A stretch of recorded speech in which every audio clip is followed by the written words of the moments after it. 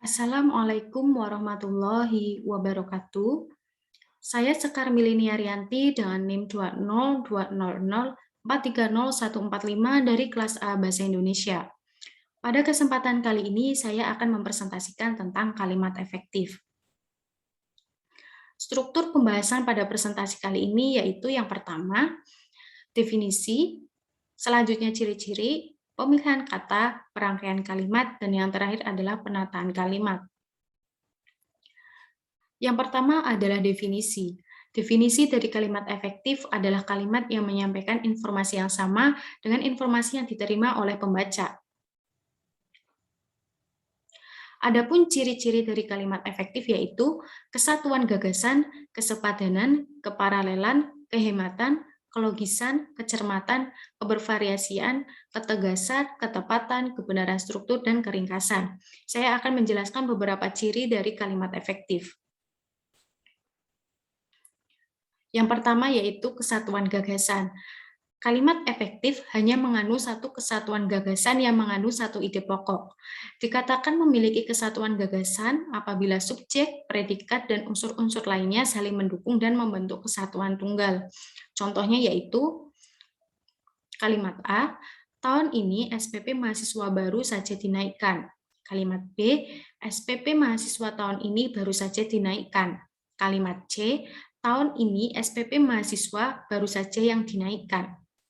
Kalimat A di atas tidak efektif karena mempunyai dua gagasan, sedangkan kalimat B dan C termasuk kalimat efektif karena hanya mempunyai satu gagasan. Ciri yang kedua yaitu kesepadanan. Kesepadanan yaitu keseimbangan pikiran atau gagasan dengan struktur kalimat untuk menghasilkan kalimat yang mengandung kesepadanan. Berikut hal yang perlu diperhatikan yaitu yang pertama, kalimat harus memiliki subjek dan predikat yang jelas. Contoh, mereka membicarakan masalah batas studi.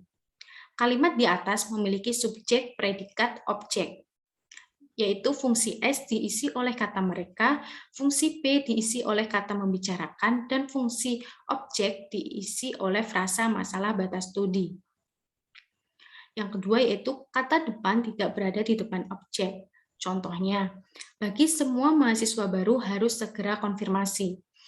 Untuk menjadi kalimat yang efektif, kata bagi harus dihilangkan, sehingga semua mahasiswa baru harus segera konfirmasi. Nah, yang ketiga, konjungsi intrakalimat tidak dipakai di dalam kalimat tunggal. Contoh, saksi tidak hadir, sehingga persidangan ditunda minggu depan. Kata sehingga ini berada di awal kalimat. Yang kedua, saksi tidak hadir sehingga persidangan ditunda minggu depan. Kata sehingga berada di tengah kalimat. Selanjutnya, predikat tidak didahului konjungsi yang. Contoh, supporter timnas Indonesia yang mengenakan baju merah putih. Kata yang berada di depan predikat. Nah, kalimat ini akan efektif apabila kalimatnya seperti ini. Supporter timnas Indonesia mengenakan baju merah putih. Selanjutnya yaitu subjek tidak ganda. Contohnya, pertandingan ini saya mewakili Bekasi Barat. Nah, subjek pada kalimat ini ada dua, yaitu pertandingan ini dan saya. Nah, kalimat ini akan efektif apabila kalimatnya seperti ini. Dalam pertandingan ini, saya mewakili wilayah Bekasi Barat. Nah, untuk ciri-ciri yang ketiga yaitu keparalelan. Keparalelan yaitu penggunaan bentuk-bentuk bahasa atau konstruksi bahasa yang sama dalam susunan serial. Dapat juga dikatakan sebagai kesejajaran pengungkapan ide-ide dalam suatu kalimat. Contoh, penghapusan pangkalan asing dan penarikan kembali pasukan Amerika Serikat dari Filipina akan mempercepat perwujudan cita-cita segenap bangsa Filipina. Kalimat di atas diisi oleh kata benda yang berupa penghapusan, penarikan, dan perwujudan yang memiliki bentuk dan makna yang sama. Ciri kalimat efektif yang keempat yaitu kehematan. Kehematan yaitu menggunakan kata secara efisien dan tidak berlebihan, sehingga setiap kata yang digunakan memiliki fungsi yang jelas. Contohnya, mereka naik pentas begitu mereka tiba. Nah, di sini ada pengulangan subjek kalimat, sehingga akan menjadi kalimat efektif apabila kalimatnya seperti ini. Mereka naik pentas begitu tiba. Nah, untuk ciri selanjutnya yaitu kebervariasian. Untuk membuat kalimat yang tidak monoton dan menjemukan, diperlukan adanya variasi. Contohnya penggunaan kalimat berdasarkan tabel. Nah, ini bisa juga memakai dari tabel atau atas dasar tabel. Nah, pokok bahasanya selanjutnya yaitu pemilihan kata. Pilihan kata adalah kata-kata yang dipakai seorang pembicara atau penulis. Untuk menghasilkan tulisan yang baik, diperlukan pilihan kata yang cermat dan tepat. Suatu pilihan kata dinyatakan tepat apabila kata itu mengungkapkan maksud penulis dengan secermat-cermatnya. Jadi, pilihan kata yang terbaik harus memenuhi syarat tepat, benar, dan lazim pemakaiannya. Nah, selanjutnya yaitu perangkaian kalimat. Seorang penulis harus dapat merangkai kalimat secara bervariasi agar tulisan yang dihasilkan tidak monoton dibaca. Contohnya, sesuai dengan etika berdagang, dengan alasan apapun pemodal besar tidak boleh menggusur pedagang kecil. Kalimat di atas dapat dibagi menjadi 3 bagian, yaitu yang pertama sesuai dengan etika berdagang, yang kedua dengan alasan apapun, dan yang ketiga adalah pemodal besar tidak boleh menggusur pedagang kecil. Nah, variasi kalimat yang mungkin yaitu dengan alasan apapun, pemodal besar tidak boleh menggusur pedagang kecil sesuai dengan etika berdagang. Atau dengan kalimat, pemodal besar tidak boleh menggusur pedagang kecil sesuai dengan etika berdagang dengan alasan apapun. Nah, selanjutnya yaitu penataan kalimat.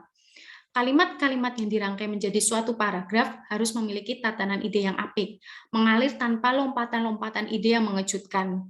Untuk itu, ada 2 hal yang harus dipertimbangkan dalam menuangkan gagasan dalam kalimat, yaitu fokus dan latar belakang, serta informasi. Nah, untuk pembahasan fokus dan latar belakang. Sebuah gagasan yang dimaksudkan sebagai fokus diungkapkan dalam klausa induk. Gagasan lain yang merupakan latar belakang diungkapkan dalam klausa anak. Contohnya, ketika pulang siang-siang kemarin dan melihat adik saya, Bimoli, sedang di kebun, saya berteriak memanggilnya. Ia tidak menjawab.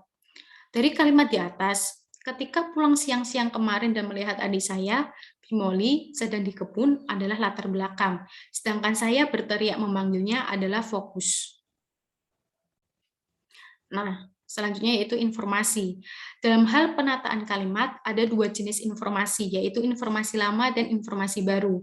Informasi lama adalah gagasan yang menurut penulis sudah diketahui pembaca. Informasi baru adalah gagasan yang menurut penulis belum diketahui oleh pembaca. Sebelum menyampaikan informasi baru, penulis harus terlebih dahulu memamparkan informasi lama. Contohnya, rumah ayah ada 4 kamar tidurnya dan 2 kamar tamunya. Kalimat B, di depan rumah ada sebuah kebun yang luas. Kalimat C, di kebun itu ayah menanam banyak bunga. Nah, penataan informasi lama dan informasi baru dari paragraf di atas yaitu kata rumah pada kalimat A dan kata rumah pada kalimat B, ini adalah informasi lama. Untuk kata kebun pada kalimat B, itu adalah informasi baru. Nah, kata kebun pada kalimat C adalah informasi lama. Dan kata bunga pada kalimat C adalah informasi baru. Sekian presentasi dari saya, semoga bermanfaat. Akhir kata, wassalamualaikum warahmatullahi wabarakatuh.